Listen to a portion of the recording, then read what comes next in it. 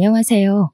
매번 사연을 듣기만 하다 이렇게 글을 적어보려니까 조금 쑥스럽네요. 저는 한 번의 이혼 후 재혼에 성공한 30대 중후반 여성이랍니다. 요즘은 결혼이라는 제도에 대해서 참 다양한 의견들이 있는 것 같아요. 저처럼 결혼을 2번이나 결심하게 된 사람이 있는가 하면 아예 결혼에 부정적이신 분들도 있으시고요. 어떤 분들은 이혼을 한 후에 결혼 자체에 회의감이 생겨서 혼자 사신다고 들었어요. 사실 저는 지금도 결혼이라는 것에 마냥 긍정적이지는 않답니다. 지금이야 결혼부터 이혼까지 해보았으니 더 당당히 말할 수 있죠. 원래 이런 건 경험자가 더 잘하는 것이니까요. 저는 이혼하고 나서 제 인생에 결혼이라는 단어가 다시 끼어들 줄은 몰랐어요.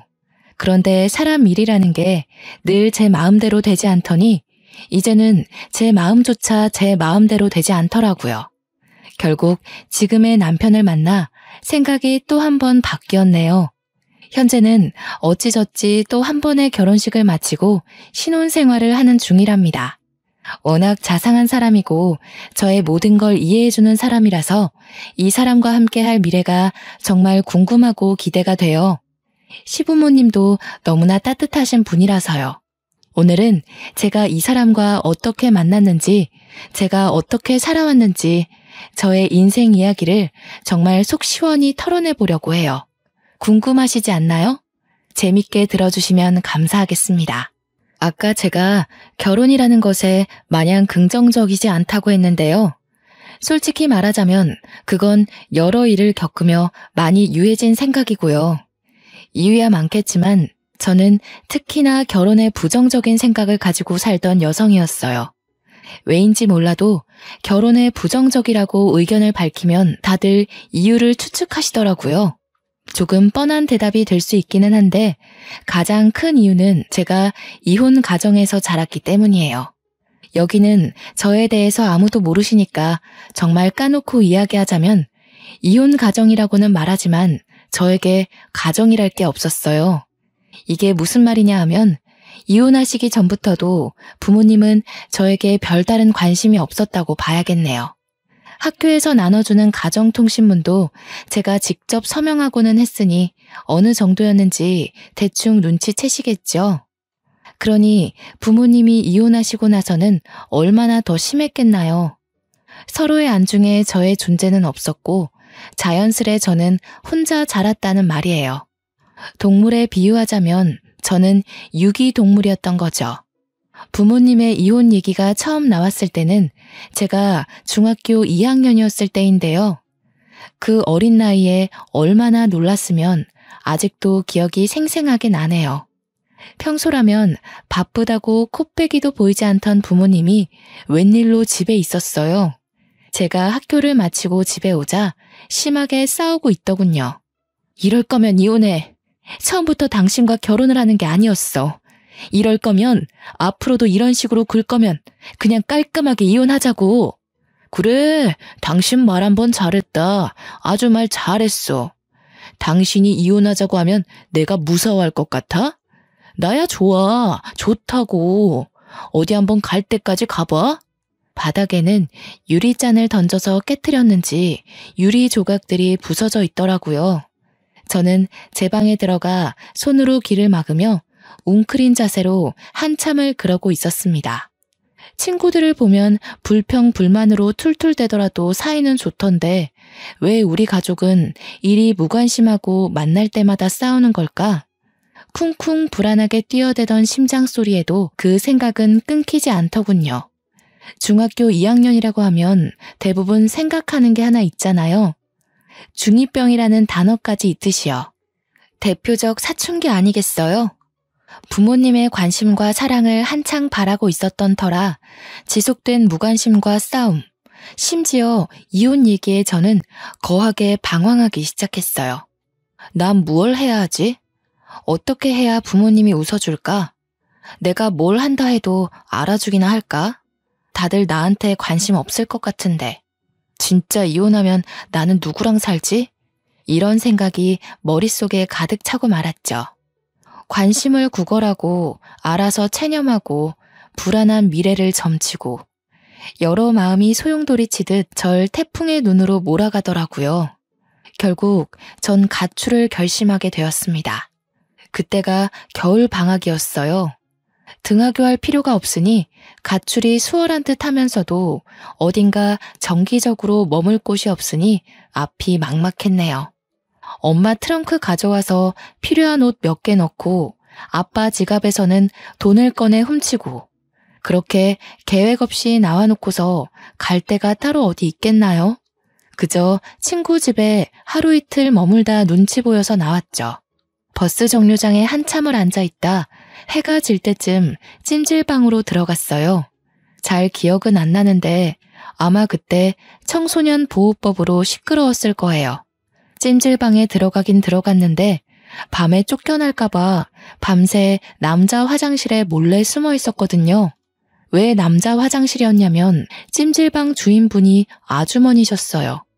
아주머니는 여자 화장실을 주로 관리하시고 남자 화장실은 잘 안 들어가시는 듯 했어요. 남자 화장실은 아저씨가 아침에 주로 청소하는 것 같았고요.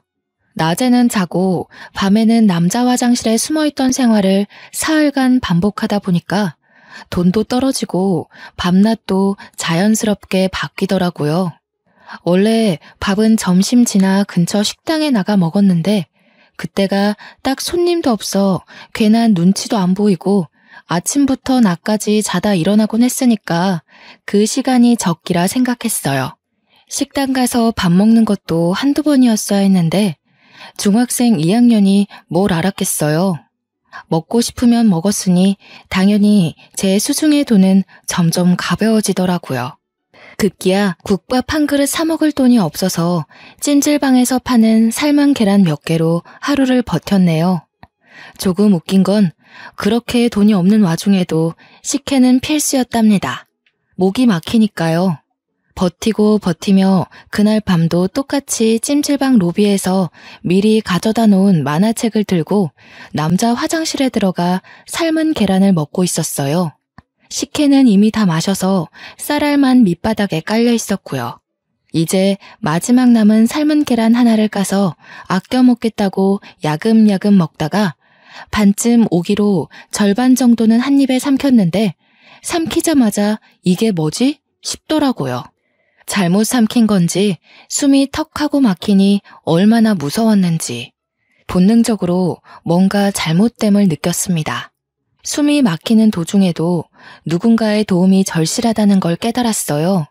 급하게 화장실 문까지 걸어가서 문을 두드리며 살려달라고 도움의 신호를 보내려 했어요. 문을 두드리면 누구라도 오지 않을까 싶어서요. 문고리를 잡고서 문을 열고도 싶었는데 문고리 잡기조차 쉽지 않더라고요. 시야가 점점 흐려지고 다리에 힘이 풀리기 시작하는데 이대로 이렇게 계란 먹다 죽는 건가 싶었네요. 꺽꺽거리면서 반은 포기 상태로 어쩔 줄 모르고 몽롱해져 가는데 때마침 남자 화장실 문이 열리더니 누군가 들어오는 것 같더라고요. 얼마 안 있어 누군가 제 몸을 흔들기도 하고 세우기도 하고 풀려가는 제 눈을 들춰보기도 하고 이것저것 확인해보는 듯 했어요. 흐린 눈으로 얼핏 봤을 때는 제 아빠뻘 되는 아저씨였는데 얼굴에 핏기 하나 없는 캑캑거리는 저를 보고는 곧바로 하임리히법을 시도하기 시작했습니다. 예, 자면 안 돼. 눈 똑바로 떠. 눈 떠? 얘야, 정신 놓으면 안 된다. 정신 차려야 해. 몇 번의 압박 끝에 제 목에서 계란과 음식물이 튀어나오며 전 다시 숨을 쉴 수 있었어요. 숨을 고르고 있으니 때 아닌 소란에 찜질방에서 자던 사람들이 다 일어났더군요. 다들 무슨 일이냐며 웅성웅성 모여드니 찜질방 아저씨가 수습하시더라고요. 아이고 죄송합니다. 애가 잠시 우리 집에 온 조카인데 하도 찜질방에서 며칠 자보고 싶다 사정하지 뭡니까? 그래서 데려왔더니 야밤중에 뭘 잘못 먹어 숨을 잘 못 쉬더라고요. 깜짝 놀라 응급조치를 취하느라 이리 소란을 피웠네요. 이제 멀쩡하니 다시 주무세요들. 찜질방 아저씨의 말씀을 들으니 온몸에 찬물이라도 끼얹어진 것처럼 생사를 오가던 현장에서 현실로 끌어내려지는 듯 했습니다. 잠시 뒤로 빠져서 다른 곳에 숨어 있으려던 저는 당연하게도 찜질방 아저씨에게 붙잡혀 찜질방 아주머니에게로 향했어요. 아주머니는 애 얼굴이 너무나 창백하다며 호들갑 떠시더니 제 손을 몇 번 주무르시곤 따뜻한 물을 건네주시더라고요. 제가 따뜻한 물을 마시며 조금 안정된 듯 보이자 무슨 사정이냐 물어보시고 제 얘기를 듣고선 말씀하셨습니다. 사실은 학생이 여기서 머무는 거 다 알고 있었어. 갈 데도 없어 보이고 너무 어려 보여서 내쫓으면 상황이 더 안 좋아질까봐 묵과하고 있었는데 이제는 손님들까지 다 알아버려서 어쩔 수가 없네. 일단 오늘은 너무 늦었으니까 편하게 자고 내일 아침에 집으로 돌아가. 어린 여자애 혼자 있기엔 너무 위험해. 그간은 내가 지켜봐서 별일 없었다지만 오늘 일도 그렇고 여기 있어봤자 좋을 거 하나 없어. 딱 너만한 아들이 있어서 딸 같아서 그래. 나쁘게 듣지 말라며 부모에게도 못 받아본 걱정을 하시더라고요. 아주머니가 만들어주신 죽과 아저씨가 갖다준 식혜를 든든히 먹었어요. 집에선 늘 혼자 밥 차려 먹었는데 누가 차려주니 너무 행복하더군요. 그렇게 저의 일주일짜리 가출을 끝이 났어요. 집으로 돌아오니 부모님은 잠시 산책 갔다 왔냐면서 할 얘기가 있는데 마침 잘 왔다고 하시더라고요. 너도 일주일 동안 대충이라도 들어서 알고 있겠지만 부모님끼리 서로 의논을 충분히 했다며 이혼하기로 했다고 저에게 통보했습니다. 그 말을 들으니 머리가 띵하더라고요. 제가 가출한지도 모르는 것 같았어요. 그러면서 하는 말이 뭔 줄 아세요? 우리 이혼하기로 했다. 오래 안 걸릴 거야. 우리가 이혼하기로 하고서 서로 의논하다가 널 데려갈 수 없다고 판단했어. 아빠는 다른 사람이랑 새 살림 차릴 거고 그쪽에선 널 원하지 않더구나. 미안하다. 돈을 부족함 없이 보내줄게. 수민아, 미안해. 이 사람이랑은 이혼하기로 했고 엄마도 수민이 꼭 데려가고 싶었는데 엄마는 뉴질랜드로 이민 가기로 했어. 엄마도 아빠처럼 만나던 사람이 있는데 그 사람이 뉴질랜드에 살거든. 미안해. 엄마도 돈은 정말 부족함 없이 보낼게. 엄마 이해하지? 듣다 보니 쌍방으로 바람이 나서 이혼 후 서로 새 가정을 차리기로 했다더군요. 아빠는 아빠대로, 엄마는 엄마대로 새 인생을 살 계획이 번지르르 하더라고요. 벌써부터 엄마나 아빠나 새 가족이 될 사람이 있으니 어찌나 몸을 추스르시던지. 둘 중 아무도 저를 책임질 수 없다고 그러던데요. 생활비는 충분히 주겠다면서 따로 집조차 구해주지 않은 채 하숙집을 구하든 월세방을 구하든 혼자 살라고 말하더라고요. 전 이혼하더라도 저를 누군가 데리고 갈 줄 알았지 버리고 갈 줄은 꿈에도 몰랐네요. 정말 누가 알았겠어요. 일주일의 가출 후 이번엔 가족으로부터 내쳐져 혼자 살게 되었어요. 잠잘 곳부터 구해야 한다는 생각에 자연스레 찜질방은 제 머릿속에서 잊혀지더군요. 그나마 부모님에게 아주 조금의 양심은 남아있긴 했는지 생활비는 꼬박꼬박 줘서 고등학교 졸업 때까지 학업에 매진할 수 있었어요. 그마저도 여유롭게 준 것은 아니었고 제가 성인이 되자 알아서 살라며 연락조차 끊겼지만요. 이른 나이부터 홀로 서기를 해야 했던 저는 불안감에 열심히 공부했고 그래서 서울에 있는 유명 대학에 장학금 받고 입학했답니다. 성인이 되고 나서는 정말 일에 치여 살았어요. 생활비에 기숙사비에 돈을 많이 벌어야 했거든요. 아르바이트에 과외에 대학 생활을 병행하면서도 그 와중에 성적 유지도 해야 했고요. 그렇게 시간이 없어서 정신없이 바빠서 그랬던 것일까요? 저는 아르바이트하는 곳에서 한 남자를 만나는 지금 생각하면 정말 미련한 짓을 하게 됩니다. 그 남자는 프랜차이즈 카페 점장이었고 저와는 10살 차이였어요. 제가 아르바이트생으로 들어올 때부터 잘해주더라고요. 솔직히 별로라 생각했던 사람이라도 나에게 꾸준히 잘해주는 모습을 보면 어느새 경계심 풀고 친하게 지내게 되잖아요. 호의를 굳이 저기로 받아들이지 않으니까요. 저도 그랬습니다. 그 남자뿐 아니라 같이 아르바이트 하던 동료들과 적당히 친해졌을 때였어요. 아르바이트생 전체 회식을 한다고 하더라고요. 저는 피곤하기도 하고 집에서 조금이라도 쉬고 싶어서 안 가려고 했는데 말하다 보니 회식에 참석하는 걸로 분위기가 형성되더군요. 결국 참석해 1차, 2차까지 쭉 달리는데 눈 뜨고 보니 그 남자와 저 이렇게 둘만 남아 술을 마시고 있었고 저는 술에 취해 누군가에게라도 기대고 싶었는지 제 입으로 저의 인생사를 술술 다 말하고 있었어요. 그 남자는 저의 사정을 다 듣고 나자 그 후부터는 밥을 사주고 싶으니 같이 먹자며 따로 약속을 잡으려 하더니 영화 티켓을 누군가에게 받았는데 같이 보러 가지 않겠냐고 하면서 저를 작정하고 꼬시더라고요. 어릴 때부터 혼자 살아서 많이 외로운 와중에 계속 잘 대해주고 꼬시는 사람이 있으니까 제 마음은 점차 그 사람에게로 기울었어요. 지금 생각해보면 와, 진짜 왜 그랬을까 싶어요. 정말 어려서 세상 물정 모른다는 게 이런 거구나. 지금 생각하니 그렇네요. 어리고 외롭고 가족도 없어 보이니 다루기 쉬웠겠죠. 제가 대학을 졸업하자마자 그 남자는 본인 부모님을 만나러 가자고 하더라고요. 별 생각 없이 만나자 하니 만나러 갔었는데 그 남자 부모님은 그 만남을 결혼 전 인사로 알고 계시더군요.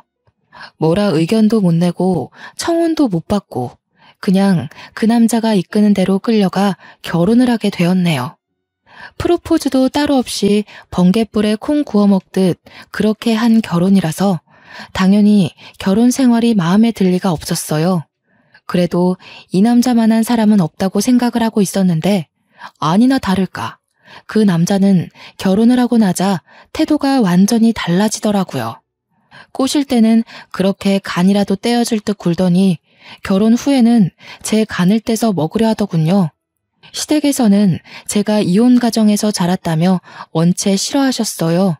저야 허둥대더라도 아직은 어색해서 그러신 걸 거야. 나에게 익숙해지고 나에 대해 잘 알게 되면 달라지시겠지 생각하며 저를 싫어하시는 만큼 더 노력하려고 애썼어요. 처음으로 제가 이룬 가정이니 망치고 싶지 않았거든요. 시부모가 하대할수록 더 잘 보이려고 노력하는 며느리라니. 시댁 입장에서는 어찌나 우습고 만만해 보였겠어요. 유독 저에게 시집살이를 혹독하게 시키셨습니다. 시어머님은 매일 집에 찾아와 제가 만든 반찬 맛을 보시더니 하나 맛볼 때마다 저한테 그러더라고요. 아우 짜, 왜 이렇게 짜게 만들었대? 이거 만들 때 간 안 봤니? 누가 혼자 잘한 애 아니랄까봐 이렇게 티를 내네. 간을 보기야 보았는데요. 저도 그렇고 그이도 그렇고 저희는 좀 짜게 먹는 걸 좋아하더라고요. 그래서 좀 짜게 느껴지실 수 있어요. 뭐? 어디서 말대꾸야? 너희들이 좋아하니 나는 그냥 입 다물라는 거니? 아무리 짠 걸 좋아하더라도 이렇게 짜게 만들면 안 되지. 내 아들이 이런 걸 먹고 산다는 게 난 정말 믿을 수가 없다. 너 주말마다 내 집으로 와. 내가 좀 가르쳐야겠다. 시어머니의 말씀에 기껏 음식을 배우러 시댁에 가도 다른 며느리와 비교하면서 저를 늘 후려치시더라고요. 첫째 며느리는 대기업 다니면서 매일 안부 전화에 선물까지 사오던데 얘는 어떻게 된 게 살갑게 굴지를 못하니? 이제 막 대학교를 졸업해 취업 준비를 하는데 돈이 충분치 않은 건 당연한 거 아닌가요? 계속되는 시어머님의 구박에도 저는 시어머님 생신 때 제가 할 수 있는 선에서 선물을 준비해 드렸어요. 아이고, 이걸 선물이라고 사온 거니? 쟤 좀 봐라. 아무리 돈도 없고 센스도 없다지만 요즘 누가 이런 싸구려 제품 쓴다니? 어른 없이 자라서 보는 눈이 많이 떨어진다 얘. 웬만하면 이혼하고 싶지 않았기에 참으려고 노력했어요. 시간이 지나면 익숙해지면 조금씩 나아지겠지 싶었어요. 그런데 제가 참으면 참을수록 제가 참을 수 있는 한계를 시험이라도 하듯 점점 심해지더군요. 하루는 시어머님한테 전화가 왔어요. 예, 내일 김장해야 하니까 내일 아침 일찍 새벽 5시까지 집에 오렴. 할 거 많으니까 마음 든든히 먹고. 그때 한창 취업 준비하느라 토익 시험과 각종 자격증 시험 준비 중이었는데요. 한숨이 깊게 나왔지만 해봐야 할 것은 다 해봐야겠다 싶어 다음날 아침 일찍 새벽 5시에 시댁에 도착했어요. 도착하기는 도착했는데 이게 웬걸 문이 잠겨 있는 거예요. 문을 두드려도 벨을 눌러봐도 응답이 없었어요. 계속 문을 두드리면 새벽이라 누군가 무어라 할 것 같았기에 서성거리며 고민하다 일단 비밀번호를 입력해 시댁에 들어갔어요. 들어가니 배추가 얼마나 많은지 아주 그냥 널려 있더라고요. 시어머님은 여전히 전화를 안 받으시고요. 시어머님은 잠시 나간 거라 치더라도 이렇게 배추가 많은데 다른 사람 아무도 없이 저 혼자 있는 게 너무 이상하다 싶었어요. 그래서 그냥 소파에 앉아 1시간을 꼬박 기다렸습니다. 기다리면서도 이게 뭔가 싶고 안 좋은 생각이 머릿속을 스쳐 지나갔어요. 설마 그렇게까지 시어머님이 악독한 사람은 아닐 거라 믿고 싶더라고요. 그런데 안 좋은 예감은 틀리질 않더라고요. 설마 했던 것이 사람을 잡더군요. 시어머니께 전화가 와서 왜 전화했냐고 하시길래 오늘 김장하는 거 아니었냐고 오라 해서 왔는데 왜 집에 안 계시냐고 여쭈었죠. 예의 없이 새벽부터 전화하더니 시부모 여행 간 것도 모르니? 가족여행 와서 집에 없지 뭐. 나 집에 갈 때까지 네가 김장 좀 해놓으렴. 네? 어머님, 그게 무슨 말씀이세요? 저 자격증 공부하다가 시간 내서 온 건데 이러시면 어떡해요? 여행이라뇨. 그럼 저를 왜 부르셨어요? 처음부터 저 혼자 김장 다 하라고 부르신 거였어요? 어린 것이 보는 눈만 없는 줄 알았는데 눈치도 없네. 왜 불렀겠니? 늙어서 온몸이 쑤시는데 내가 다 하련? 며느리인 네가 할 수도 있는 거지. 난 여행 갔다 올 테니 김장 다 해놓아라. 갔다 와서 간 볼 거니까 대충 하기만 해봐. 정말 말도 안 되잖아요. 혼자 김장을 하라니 이런 시집살이는 듣도 보도 못했어요. 저 혼자 먹을 김치도 아니고 이 많은 걸 혼자 도대체 어떻게 해요? 그것도 직접 전화까지 해가며 불러드리더니 저런 태도라뇨. 전화를 끊고 허탈하게 앉아 밖을 바라보는데 내가 지금 여기서 뭐 하는 건가 싶었어요.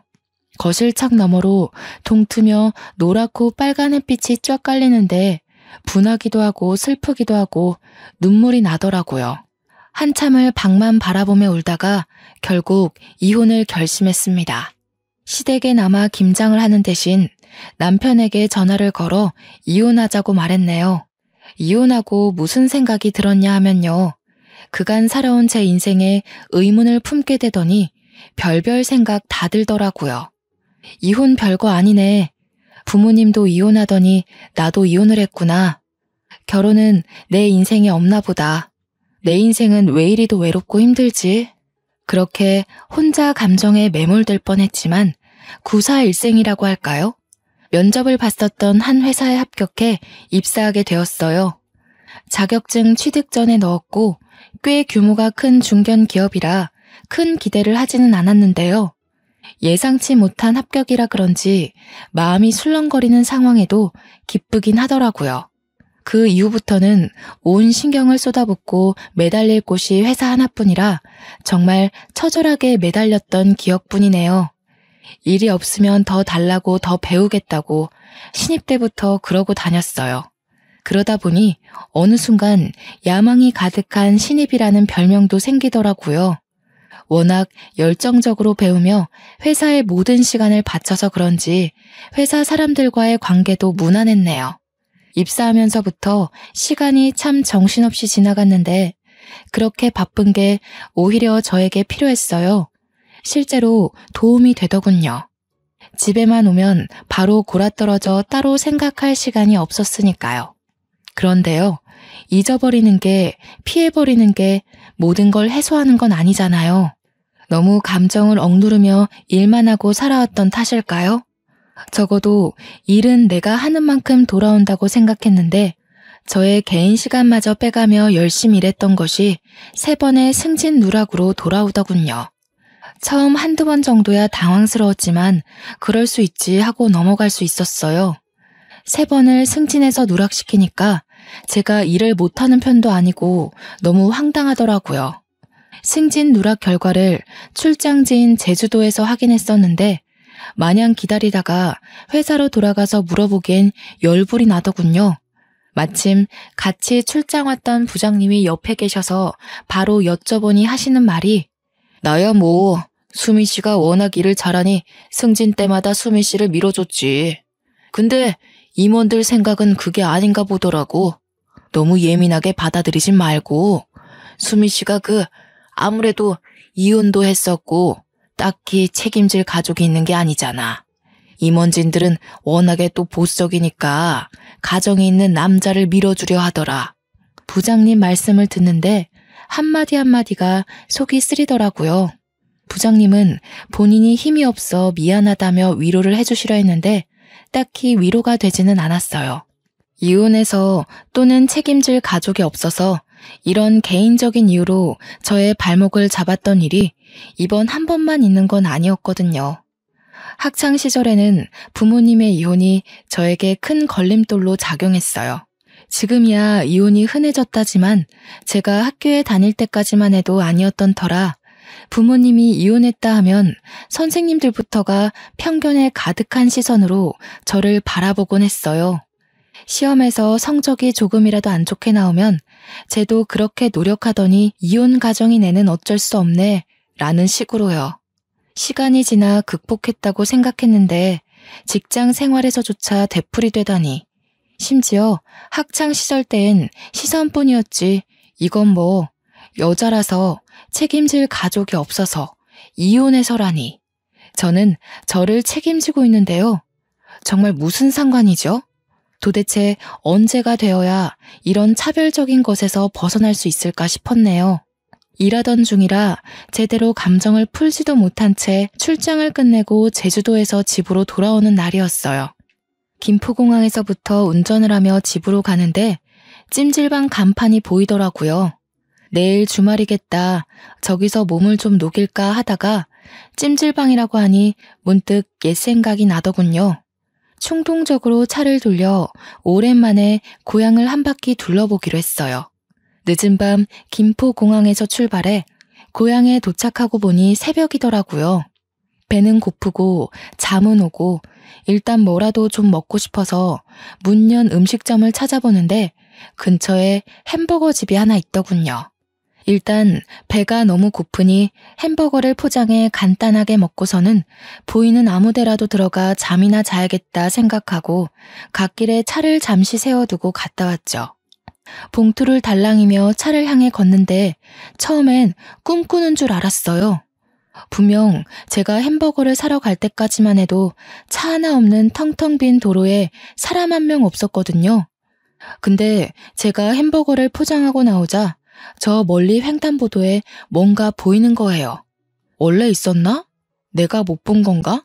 아니면 내가 귀신에 홀렸나? 하고 일단 차에다 햄버거를 놓고선 천천히 다가가는데 가까이 다가가면 다가갈수록 사람의 형상인 게 느껴졌어요. 아저씨에서 할아버지 그 애매한 나이대의 아저씨였는데 깜깜한 새벽에 모르는 사람이 제 앞에서 피를 흘리며 쓰러져 있는 걸 보니까 잠도 확 깨고 정신이 아찔하더군요. 직감적으로 이건 뺑소니다 싶어 덜덜 떨리는 손으로 112에 신고했습니다. 얼마 안 있어 구급차와 경찰차가 오더라고요. 제가 살아온 인생을 되돌아보며 우울한 감정에 빠져 있으려고 했는데 이 새벽에 도대체 이게 무슨 일인지. 세상은 저에게 우울해할 시간을 주지 않으려고 했나 봅니다. 저는 신고자로서 최대한 협조하기 위해 같이 병원에 갔습니다. 응급실에 도착하니 상황은 긴박하게 흘러가더라고요. 아저씨는 바로 수술이 필요한 상황인 듯 주변이 분주했고 아저씨의 소지품을 통해 신분을 조회하고 가족에게 연락하느라 바쁜 듯 보였어요. 머뭇대며 근처를 맴도니 저보다 어려 보이는 경찰관이 말을 걸어주더라고요. 신고자분 맞으시죠? 사건 조사에 협조 부탁드립니다. 뺑소니 사건으로 신고하셨는데 직접 목격한 것인지요? 아니요. 제가 햄버거를 사러 잠시 갓길에 차를 세웠는데요. 포장하고 오니 저 멀리 횡단보도에 사람이 쓰러져 있더라고요. 가까이 다가가니 뭔가 뺑소니 사고 같길래 바로 신고했어요. 네, 알겠습니다. 혹시 자차에 블랙박스가 설치되어 있으신가요? 블랙박스 영상 확인 한번 해보아도 되겠습니까?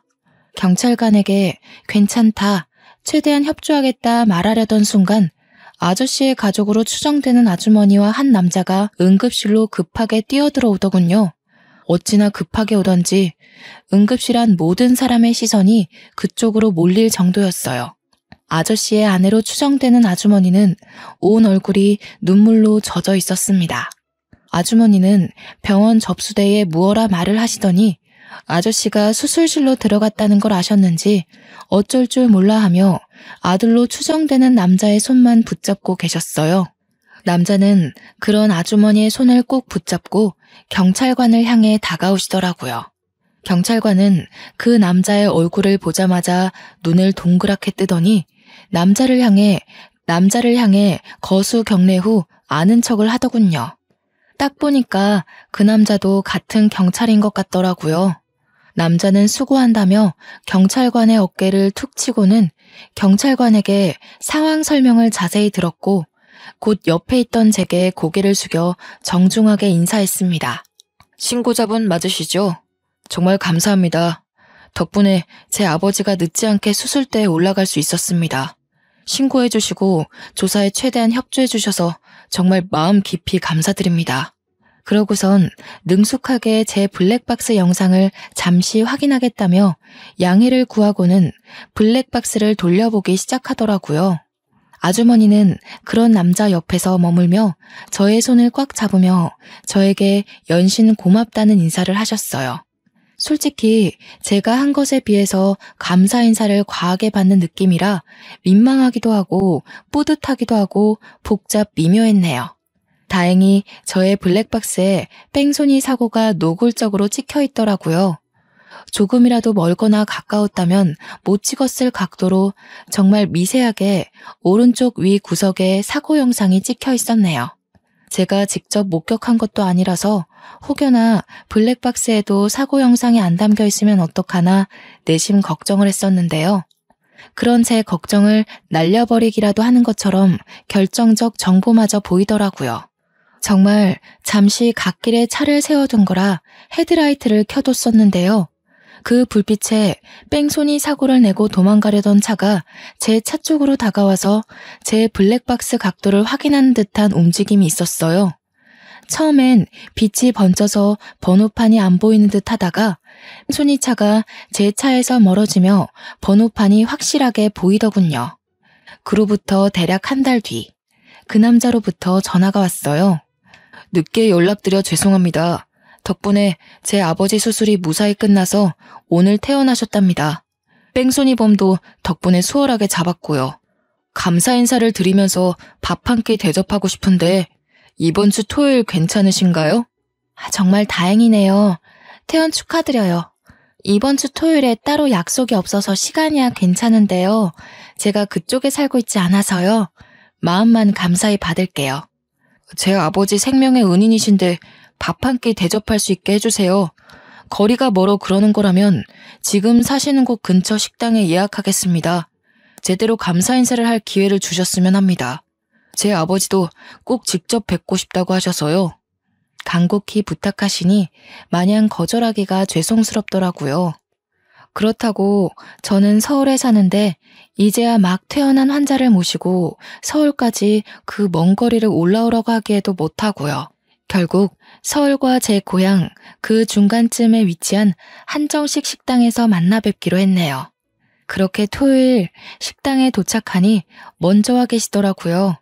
문을 열고 예약한 방으로 들어갔는데 아저씨와 아주머니가 저를 보자마자 벌떡 일어나시더니 제 양손을 붙잡으시며 감사 인사를 하셨어요. 아니, 제가 한낮에 이렇게까지 감사 인사를 받은 건 처음이라 몰랐는데 이게 생각보다 쑥스러운 일이었어요.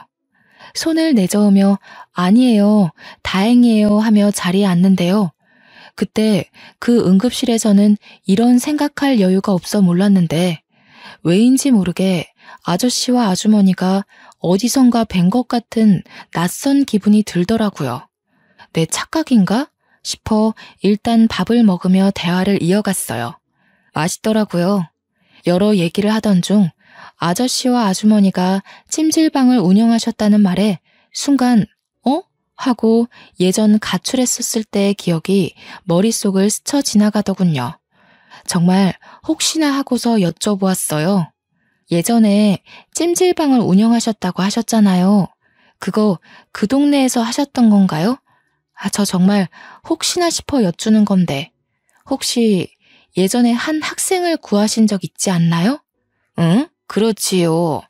그 찜질방 터가 희한했는지 이가 몇 번 그랬던 적이 있네요. 근데 그건 왜 물어보시나요?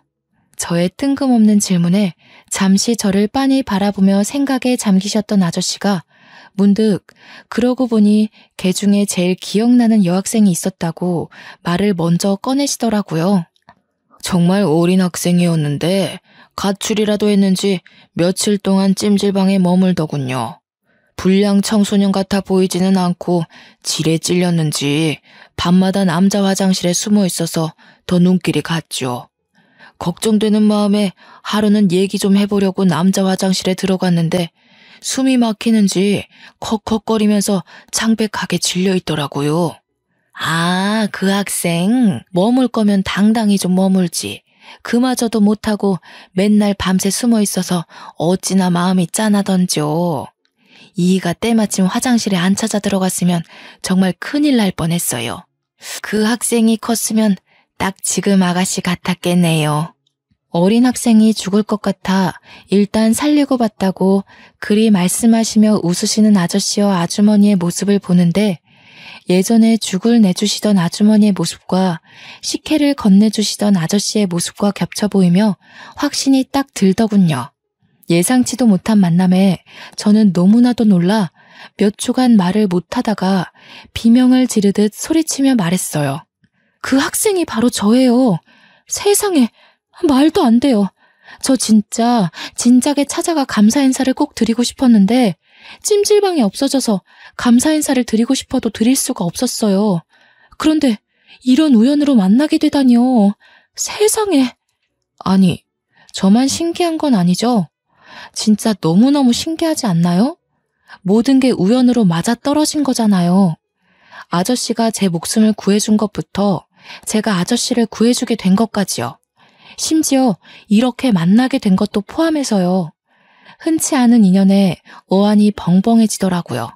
현실감이 없어도 너무 없게 느껴졌지만 이 기회가 아니면 영영 감사 인사를 할 기회가 없을 것 같아 재빠르게 말했어요. 그때 정말 감사했어요. 제가 그때 많이 힘들기도 했고 방황도 많이 했는데요. 목숨도 구해주시고 직접 죽도 만들어주셔서 그게 얼마나 큰 힘이 되고 감사하던지요. 평생 감사 인사를 못 전할 것 같아 늘 마음 한구석이 좋지 않았는데 이리 감사 인사를 전할 수 있어 너무나도 감사하네요. 아주머니와 아저씨는 잠시간 어리둥절해하다가 거짓말하는 거 아니고 진짜냐며 이게 무슨 인연이냐며 놀라워하시더라고요. 조용히 밥을 먹으며 듣기만 하던 남자도 감탄하시더니 한마디 하셨어요. 아니, 이런 인연이 있을 수 있다는 게 신기하네요. 이 정도 인연이면 세상에 이런 일이라도 출연해봐야 하는 거 아닙니까? 그날은 정말 서로 감사 인사만 100번 말하고 헤어졌던 것 같아요. 저는 그날 이후로 그간의 미련을 이제라도 푸는 심정으로 아주머니와 아저씨께 자주 연락드리고 찾아뵈었어요. 그 남자 역시도 오다 가다 자주 마주쳤죠. 제일 무서운 인연은 스며드는 인연이라고들 하잖아요. 저는 정말 그 남자에 대해서 아무 생각이 없었는데요. 자주 찾아뵙다 보니 자주 마주치게 되고 또 그러다 보니 가끔 생각이 나고 궁금하고 그렇게 감정이 진화하더라고요. 명절에 누구네 집을 방문해 본 적이 정말 까마득한데 아주머니와 아저씨가 혼자 지내는 저의 사정을 먼저 알아봐 주시고 설날에 집으로 오라고 초대해 주셨어요. 부모와 연 끊고서 살고 있던 저라 명절에 대한 추억이나 경험이 많이 없어서 괜스레 설레더라고요. 빈손으로 가기에는 민망할 듯 싶어 고향 근처 농협에서 한우를 사려고 했어요. 무슨 부위를 사들고 가야 하나 이리저리 둘러보며 고민하는데 누군가 말을 거는 거예요. 오늘도 집에 놀러 오시는 거예요? 명절 선물 사시려는 거면 고기보다는 해산물이 좋을 거예요. 부모님이 해산물 좋아하시거든요. 깜짝이야. 뭐예요? 왜 여기에 있어요? 아무튼 감사해요.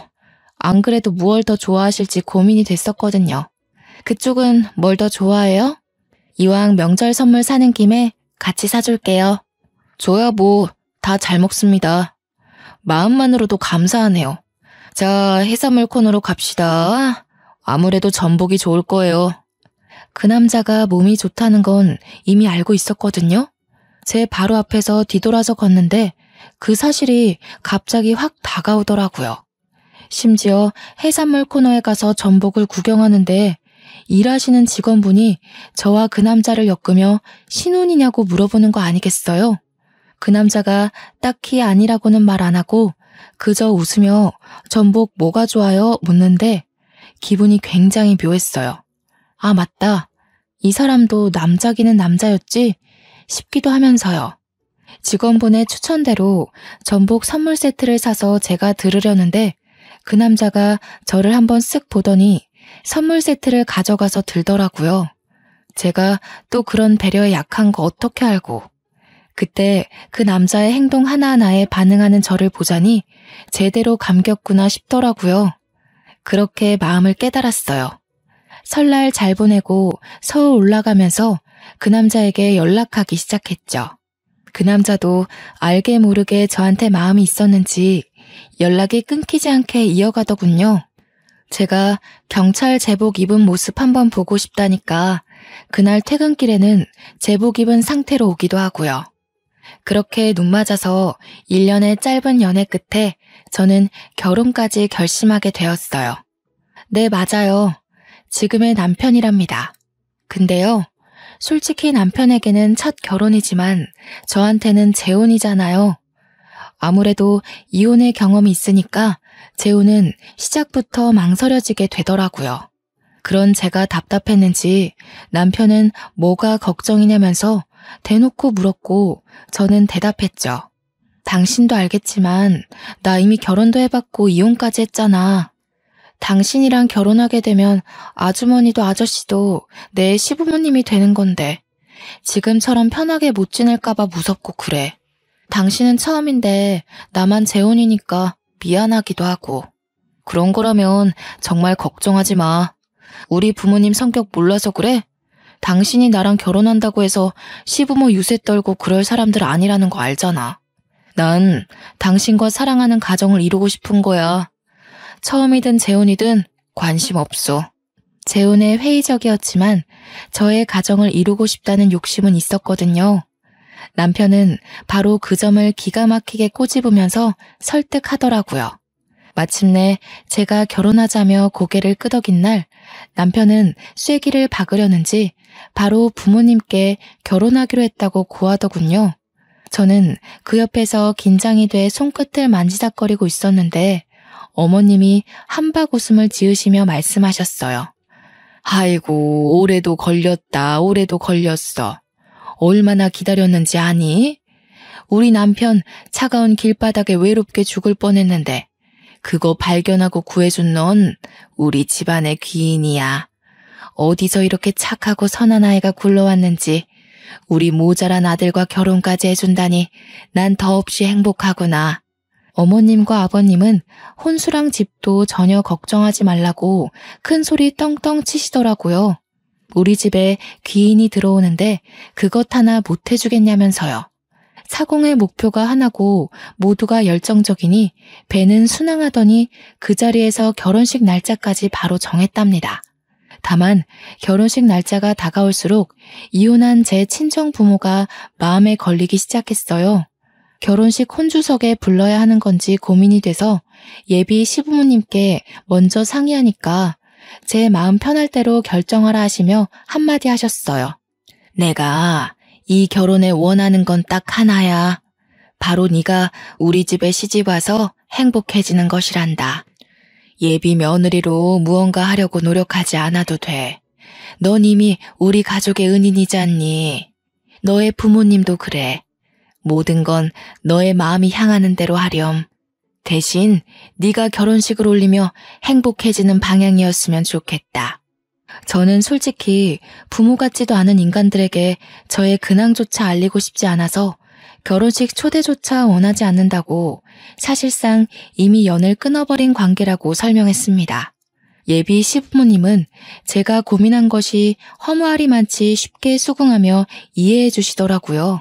제 결혼식 혼주석에는 남편의 고모랑 고모부가 감사하게도 앉아주셨어요. 저는 이렇게 시부모님의 사랑을 듬뿍 받으며 결혼식을 올렸고 신혼집도 시댁과 걸어서 10분도 안 걸리는 집으로 구했어요. 신혼집으로 이사 오며 이직도 같이 알아보다가 좋은 기회를 잡게 되었어요. 전 회사에 비해 꿀리는 회사도 아닌데 직급도 하나 올리고 연봉도 꽤 받으며 행복한 이직까지 성공했네요. 지금의 시부모님은 정말 저를 사랑하고 아껴주시는 게 느껴져요. 이혼하기 전에 저였다면 미쳤다고 시댁과 그리 가까이 사느냐 했을 텐데요. 제가 자발적으로 신혼집을 시댁과 가까이 구한 건 아무래도 이유가 있겠죠. 어머님은 매일 제가 좋아하는 반찬을 하나씩 만드셔서 신혼집에다 갖다 주셔요. 아버님은 식혜를 새로 만들 때마다 갖다 주시고요. 두 분이서 나란히 우리 부부의 냉장고를 열심히 채워주십니다. 친부모에게 효도하고 지내면 복이 들어온다던데 저에게 해당되는 말은 아니었나 봐요. 생각해보면 저는 그 말과는 반대로 친부모와의 관계를 끊어내고 나서야 다음 모든 것이 잘 풀리기 시작한 것 같거든요. 처음 찜질방 사장님 부부를 만났을 때만 생각해도 그래요. 그때 친부모와 함께 멀쩡하게 잘 살았으면 만날 일이 없지 않았을까요? 결과론적인 생각일 수도 있지만 그때 친부모가 저를 방치하지 않고 각자의 삶을 택하지 않았더라면 저는 가출을 결심하지 않았을 거라 생각하거든요. 그렇지만 결론적으로 친부모는 저를 방치했고 각자의 삶을 택함으로써 제가 가출을 결심했고 그 덕분에 이런 인연을 만나게 되었다는 것이 정말 신기해요. 계란에 숨 막혀 어쩔 줄 몰랐던 저의 목숨을 살려준 아저씨의 은혜를 제가 죽기 전에 갚을 수나 있을까 생각하곤 했는데 10몇 년이 지나고 나서 뒤늦게 조금이나마 은혜를 갚을 수 있을지 누가 알았겠어요. 지금까지 제가 겪어온 과정과 인생을 보면 처음에는 좋고 싫었던 것들이 어느 순간 반대되어 있는 걸 많이 겪었거든요. 인생사 어떻게 될지 모른다는 말이 이런 뜻이었구나 싶기도 하더라고요. 저 이제는요, 과거는 과거인 채로 두려고 해요. 사회도 그렇게 생각할까 싶기도 하지만 이젠 신경 안 쓰려고요. 지난 날은 지난 날로 겪었던 힘듦은 뒤로 한 채 현재의 삶에 더 집중하기로 했어요. 앞으로 남편과 걸어갈 길이 멀다는 걸 이제는 알게 되었거든요. 저를 사랑해주는 남편에게 감사하고 아껴주는 시부모님께도 감사하고 힘들어도 꿋꿋이 잘 살아온 저 자신에게도 고맙다는 말을 하고 싶네요. 지금까지 저의 긴 인생 이야기 들어주셔서 감사합니다. 여러분 늘 행복하세요.